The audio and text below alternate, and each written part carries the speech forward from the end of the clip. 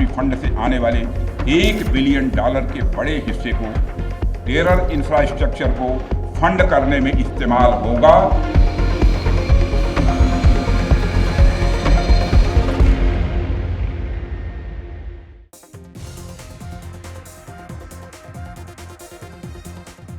Ladies and gentlemen, a very good evening. You're watching the News Night and I'm Deepthi Sachdeva. Tonight what we'll do is that we'll put our spotlight on the West because it's important now to talk about the West. Whether it's about its actions, it's about its doublespeak and the very delicate balancing act that you see between a rising India and a rogue Pakistan. Literally a rogue Pakistan. From cozying up to Islamabad when it comes to the International Monetary Fund loans to the absolutely tired hyphenation that you see now of India with a state that is sponsoring terror. There is no equivalence, but still you will see West wanting to hyphenate India and Pakistan. We wonder why. Now the West's double standards are completely under fire. India has had enough, all of us. We've rejected the US mediation attempts. We've also questioned why Pakistan, that is China's protege, actually gets a free pass for their diabolical designs. You've seen India calling out every such attempt that has been made by the West and by the US in particular. Meanwhile, what India is doing is that it is bolstering its defenses with reports of a massive 50,000 crore boost when it comes to the defense budget following the success of Operation Sindhu. And what does this signal? This signals a stronger, a self-reliant military stance. Is the West, ladies and gentlemen, complicit or is it just naive?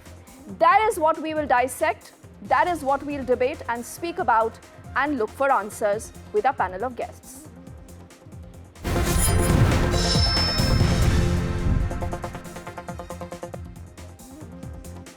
As always, let's bring out the straight questions that we will attempt to look at during the course of this conversation.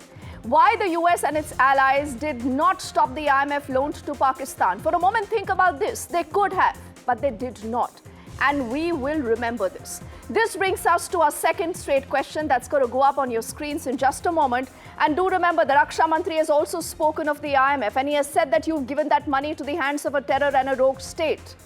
Isn't this another example of the West's double standards on terror that has been exposed again? They speak about terror, they speak of a global coalition, but when it comes to walking the talk, this is what happens. This brings us to our third straight question on the show tonight, and that reads, when you hyphenate India with Pakistan, for a moment think of this. What is this if this is not a dirty ploy? This brings us to our fourth straight question, ladies and gentlemen. You have the West's vested interest because what they are thinking is about business, about trade deals, about money, but not about principles, not really about terror, like India always has called out. This brings us to our fifth and the final straight question now, that's again up on your screens. Why do you think this is happening? Is it the fear of China that is behind the entire West's muted support for India? Because all that they will do is condemn, but that is about it. Some verbal jugglery, that is about it. Play of words, but nothing beyond this. So let's decode what really is the big story and why are we looking at the West using its hypocrisy time and again, leaving India where it is today because India is fighting its own battles and fighting it pretty strong. But on the other side, you have Pakistan that has been given a long rope. I'll say good evening to Manjeev Puri, who's a former ambassador joining us on the show. I don't see Veena Sikri yet, but I'm expecting her also to be on the show in just a moment. I do see Major General Yash Moore, who's a retired defense analyst with us and has a strong opinion on the entire issue. And also a pleasure to have Lieutenant Colonel Atul Holkar, who's a defense analyst and also a geopolitical expert on the show. Manjeev Puri, why don't you begin, sir, and tell us what is this about the West double standards? I mean, are there double standards or perhaps there are none? So, Deepthi, thank you very much. Look, let me make a few points here to you. The power game of nations, the game of hegemony. You know, this is their double standards, hypocrisy. They are par for the course. And let me tell you what is happening in the case of Ukraine, a country which was propped up by the Western nations, which survived because of them. And look what's going on there. So, you know, let's be a little clear. Now, I want to make one very important point to you. Please, under no circumstance, try to say that India is disadvantaged. They were, double speak, discrimination of this kind, hypocrisy, all for the. I say India is the fourth largest economy in the world, something that the IMF ratified in March of this year. Yes. We are a country of consequence, which is why the Western world and everybody is interested in doing things which is of interest to us. Of course, do remember that, they have their own interests. And Pakistan, if we are talking only in that context, is a known and a complete client state. They become available in various ways to do their bidding in various forms, etc. So therefore, a degree of, let me say, look the other way happens. And this is something, this is par for the course. We know it. It's our geography. There's very little we can do it. But, let me take you back to just one thing. How did India get a leader's declaration at the G20? When the previous one in Indonesia couldn't do it, yes. Brazil was left. It was because the world knows that we are a country of consequence. In this particular matter, because Pakistan is more pliable, more willing to do things. Look, they have a certain vested interest in it. And our importance, never should be understood to be there undermining their interest. Okay. And what they want to do. Okay, so you make some good points, sir, because I want everyone to put up their opening comments so that we'll have a lot more to discuss. But I want you to know one thing. Yes, normally sir. I don't interrupt. I want you to know. Yes. India is not a country which in any sense of the word, in any case put out the fact that, we are not being treated well. No, we are a powerful country. We are a great country. We're doing well. And say what they have to. We are in a position to do what we need and take this forward. Okay. I think you make some good points. And I do see Veena Sikri. I'll say also good evening to her. She's a former diplomat and also the former High Commissioner of India to Bangladesh. Ma'am, welcome to the show. Before I come to you, let me get in both Lieutenant Colonel Atul Holkar and Major General Yash Moore. Major, to you first. Today you've heard that important statement that has come in from the Raksha Mantri. He spoke about the nuclear blackmail yesterday also. The Prime Minister also did that. And he also said that, can we trust Pakistan with its nukes? Today, he's taken this a step ahead. He's also questioning that why did the IMF allow that loan, that bailout to Pakistan? How is that not a valid question? We are not happy just with a condemnation, with just some verbal jugglery. Why isn't the West walking the talk? Yeah, thank you very much for inviting me to this program. I think this time, the best thing that has happened after launch of Op Sindoor is there is a paradigm shift in how India does business, not only with Pakistan, but rest of the world. I think the way we called out the US bluff, the way we made the US State Department retract its steps in spite of various tweets by Trump and Rubio and others, I think that showed the assertiveness nature of our diplomacy. And after that, the manner in which the Prime Minister went to a forward airbase, the Raksha Mantri went to Srinagar, made this important statement on nuclear weapons. Then today he was on a forward airbase in Gujarat. And the plan that we are doing, sending our members of parliament, other people across to other world capitals to carry this message. I think this is a moment of reckoning. We just cannot trust, we should not trust US. They are never a trustworthy partner. At the same time, there are certain realities of our own neighborhood. China is there, Pakistan has its own dynamics. But good thing we are talking to Taliban. Good thing we are talking to Iran. We need to form new alliances and new allies. We need to see where our interests lie. And finally, we have no friends or foes and only permanent interests. So I love this assertiveness, which is guided by our armed forces action in 3 days in which we devastated 9 camps and then hit the heart of Pakistan, especially their air bases. I think this is a paradigm shift and we need to carry it forward. We don't need to be apologetic to anyone. This is not a run-of-the-mill country. 150 crore people, a stable government at the center, and 3 services which are working in great synergy. So these are good times. I think a lot of lessons to learn, and let's be more assertive and aggressive in our foreign diplomacy here on. Oh yes, I like these two words that you have used, being assertive and clearly playing on the upfront, because that is important. And India has no reasons not to do that. Before I come to Veena Sikri, Lieutenant Colonel Atul Holkar, during the day when we were looking at this story, the kind of responses also being generated, a lot of our viewers wanted to ask and point out to the hypocrisy of America, the United States of America. When it comes to Osama bin Laden, then they are thinking of their interests, right?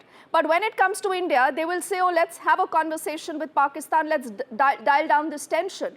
But let's also not forget that India has called out that hypocrisy of America, making it absolutely clear that this is the same America that post 9/11 wanted a terror coalition of sort, an international coalition.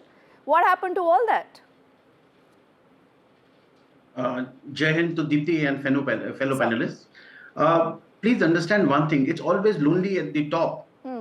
India, why are we seeking any validation from any of these institutes or people? We know the governments are biased, we know institutes are biased, we know intelligentsia is biased, we know the press is biased. But we are not seeking any validation from one of these declining countries or declining West.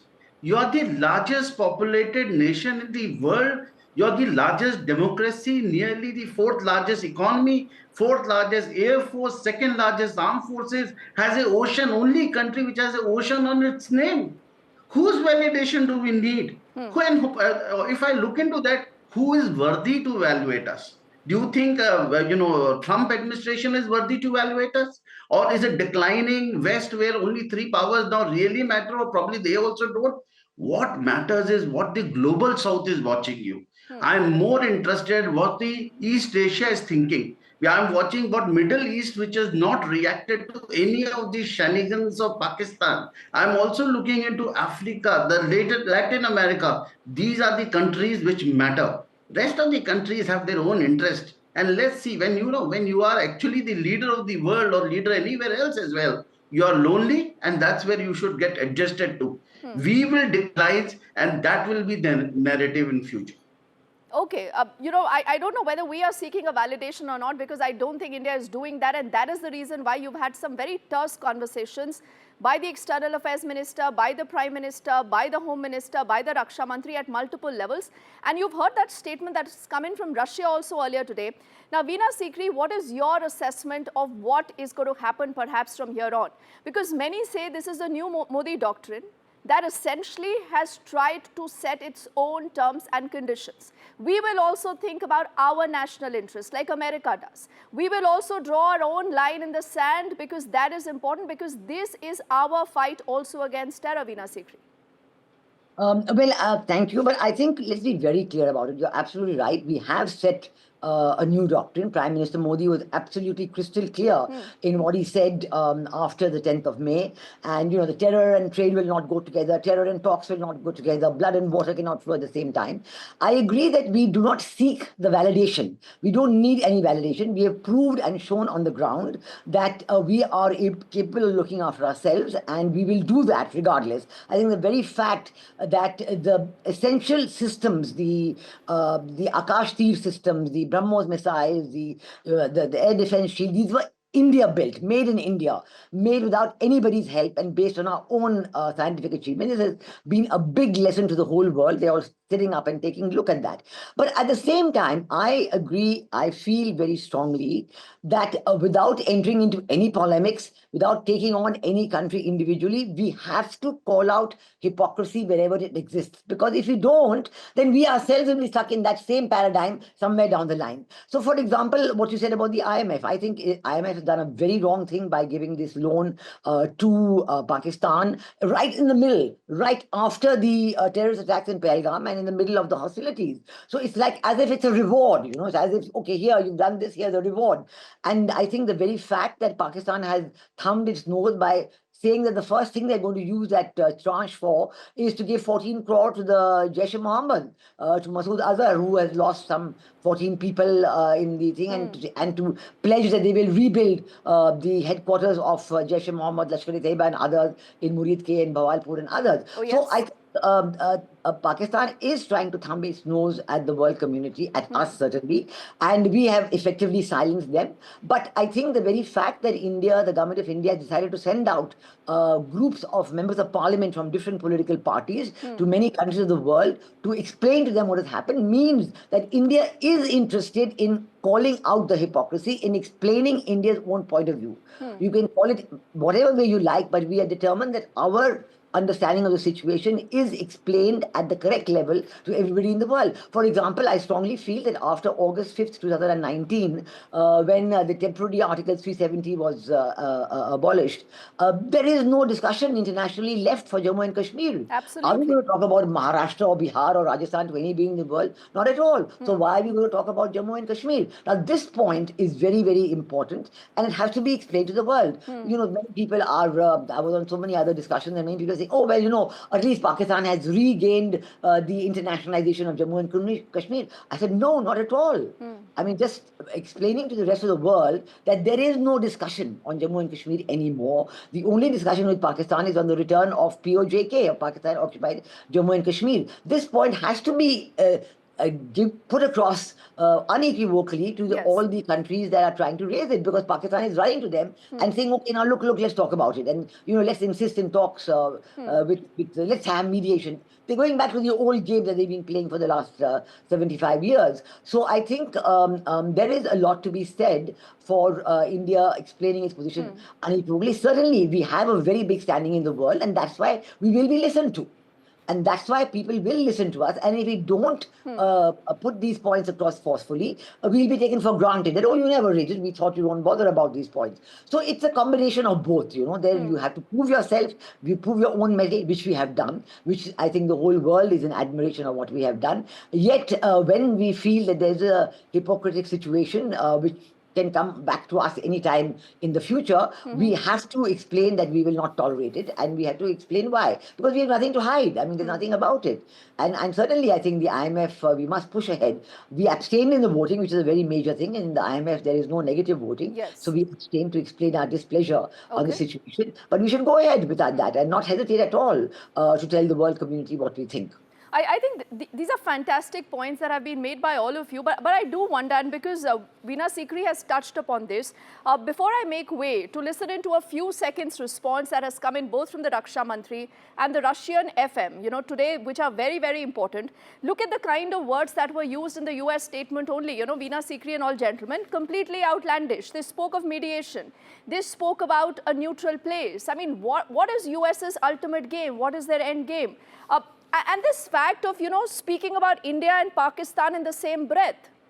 I mean, how and why should we be okay with this? Because India here is the victim, Pakistan is the aggressor. Clearly, these are questions. That is why that India has raised. But I also want to look at in the next segment, when I'm going to come to all of you, about the accountability of the West that goes out to preach, that wants to tell us that it is the big boss, the big brother, you know, leading everything. But when it comes to accountability, has the West also failed India? Let's quickly first up listen into both the Raksha Mantri and the Russian FM. रूप से international monetary fund से आने वाले $1 billion के बड़े हिस्से को terror infrastructure को फंड करने में इस्तेमाल होगा, ऐसा मेरा मानना है।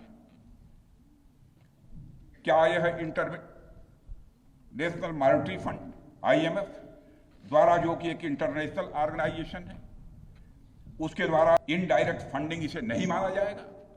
मैं दुनिया के लोगों के सामने यह सवाल रखना चाहता हूं। इसलिए मैं मानता हूं कि आज के समय में पाकिस्तान को किसी भी तरह की आर्थिक सहायता टेरर फंडिंग से कम नहीं है। भारत यही चाहेगा कि IMF पाकिस्तान को अपनी $1 बिलियन की असिस्टेंस पर वह पुनर्विचार करे और आगे भी किसी भी तरह की सहायता देने से IMF परहेज करे। So pretty strong statement, you know, that has come in from the Raksha Mantri. And like I said, for the second straight day, he's calling out not just Pakistan's bluff, but also bluff of the West that has ensured that Pakistan gets that loan. And we must also tell our viewers that Pakistan actually picks up 81% of its arms from China. Now, Manjeev Puri, should we believe that the US does not know this, or the US is just turning a blind eye to this?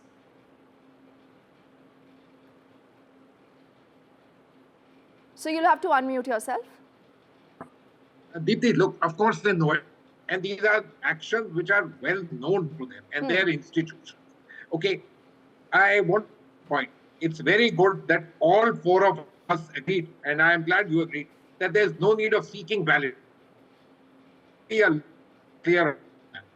Question, call them out is a matter of your strength, of the right thing that we are saying, which is why we have the ability to be able to call them out. And that's what we are doing and correct on all fronts. Now, the most important thing, in my opinion, that we need to, get the world to look at, Western world in particular. And it's a very tough call because Pakistan is a quintessential large but client state. And the point is that they are the purveyors of terror. They are the houses of terror. Plus, but the whole world has suffered from it. And this very fundamental point needs to be drilled for the IMF. The United States has a voting share of about 16.5%. The Europe is about 25%. There are others there. These are complex issues, the way international institutions work, etc. And frankly, if you tell me, look, we have to reach out much more, much stronger. But now something very interesting has happened. We have clearly proven the point that we are strong, we are capable, we can, and we stand for right. And this explain a it's internalized the politics filter, but it's also understand a client state, a large client state is always. Okay, Ambassador Puri, I'm afraid I just have a very bad line with you. I'm trying to get you back so that, our viewers can hear you better. But let me get in Major General Yashmore to push that point a little further. And we just have enough time so everyone speaks. About a minute to all of you here, Veena and all gentlemen. Major General Yashmore, is the West even listening?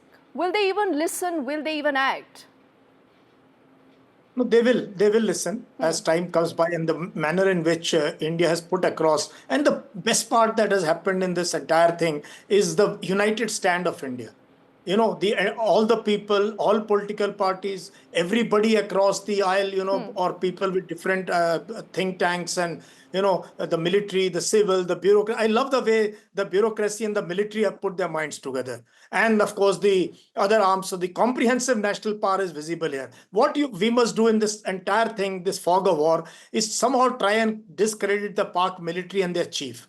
I think that is where lies the key to solving this issue and making their military slowly, irrelevant. No, it won't become in a day. I know it. But what they're doing in Balochistan, what they're doing in Khyber Pakhtunkhwa, their relations with Taliban, the way they have been killing their own people, ethnic cleansing, the way they have been pushing Punjabi people into Gilgit-Baltistan. No, but does the US all and the that West needs not to know be this? exposed. What are they doing for this? That's exactly what I'm asking. They've just been mute spectators. Yeah, this is what we need to expose. Much more and more we must expose, and the linkages with evidence of Lashkar-e-Toiba, Jaish-e-Mohammed, at least two big organizations. TRF is a fallout. Their intimate linkages with the ISI. I think that is where if we get the details, this is what we need to expose to military institutions and governments where Pakistani officers go and do courses. They are bedfellows with the Americans and other people because exactly, that's the point. No, that's the point, Major, that America is aware of this. They are aware of that game. So you can't run with the hare, hunt with the hound, tell us, oh, listen, go and dial down these tensions. But on the other side, ensure that you continue to supply more money so that, terror continues to raise its ugly head. Lieutenant Colonel Atul Holkar, are you any hopeful? Or you believe this is time actually for new alliances, for India to just stand tall and continue to fight and call out this hypocrisy of the West? So Deepthi, I really admire few countries in this regard, and one of them is Israel. You have to do what you have to do, and you really don't have to bother about. Oh, yes. After 22nd of April, everyone called up all the senior officials in the government of India, including the Prime Minister and the External Affairs Minister. But what stunned the world is we did what we wanted to do. Yes. And that has sent a clear-cut message to the world. that we will do what is necessary for us to do, and we don't require world's permission to do that. And that's what strong nations do. And I'm very, very confident. And when you are talking about who should be putting across, who's better than External Affairs Minister, Mr. Shankar, who calls spade a spade? And I'm not sure that how many fans he has in West, but he definitely has great fans in Global South. So I'm not bothered. We will create a position. We are at the top of all these situations. Government has again today, Defense Minister has said, Op Sindoor is continuing. That means we are ready for every possibility that is going to happen. And if you understand very clearly, the world is unfair. And we better be prepared for that unfair world. And if, a country like India doesn't require, how many people require our support? People require our alliances. Now the entire, Philippines, Indonesia, Vietnam are looking for BrahMos missiles, and they all were looking as to how did we manage. And within last 2 to 4 years, this is second time we are directly, indirectly facing one of the biggest adversary we have called China. Yes. Whether it came directly in, on the Himalayan border or it came through Pakistan. And I'm both glad, sides, sir, they have that a bloody you've nose. spoken about that elephant in the room, China, because I think this is where the conversation should also be moving towards. And I'll let Veena Sikri do that before, we close this conversation. Veena Sikri, what ensures that the West continues to be just so muted in its response, just a condemnation? Is this a fear of China?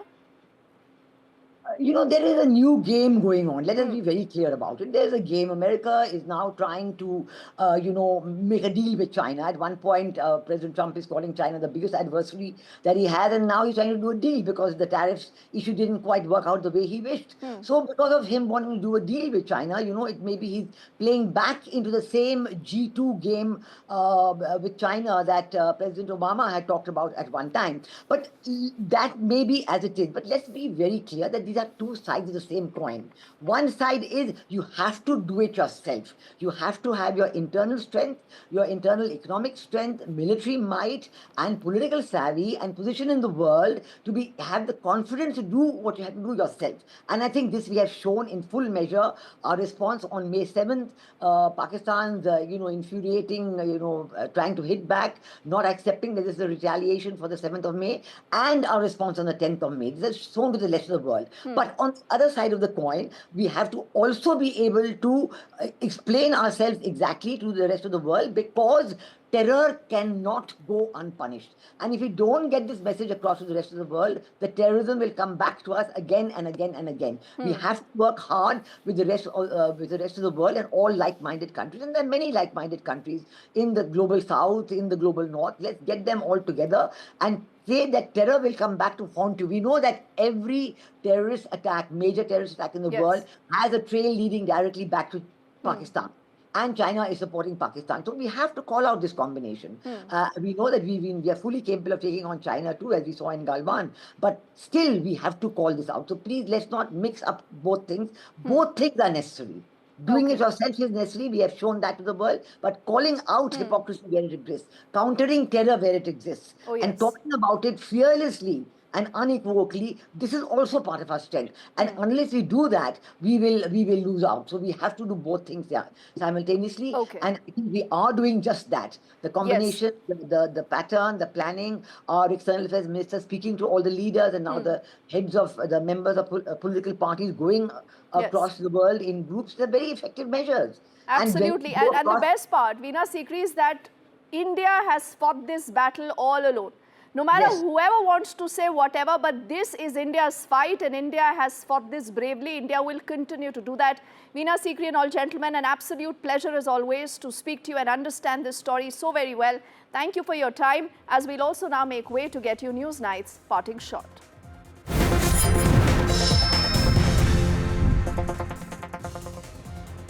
So, ladies and gentlemen, India's experience during the recent paused conflict with Pakistan has again been a stark reminder of the West's mixed, at best, disappointing response. And that is a part of our parting shot, that this is disappointing. Let's say that in as many words. Right from Trump's USA to its allies when it comes to their actions and their words. What have they been driven by? not about solidarity, not about fight against terror, but only and only self-interest. And that is what India this time has also noted. The message is crystal clear that India must fight its own battle like it has been doing for the longest time. Whether this is about China-backed Pakistan or a self-serving West, it is time now for India to stand tall, for India to rely on its own strength, and also to ensure that we continue to shape this new destiny that we are anyways doing. Thank you for watching. Good night. We'll see you on Monday.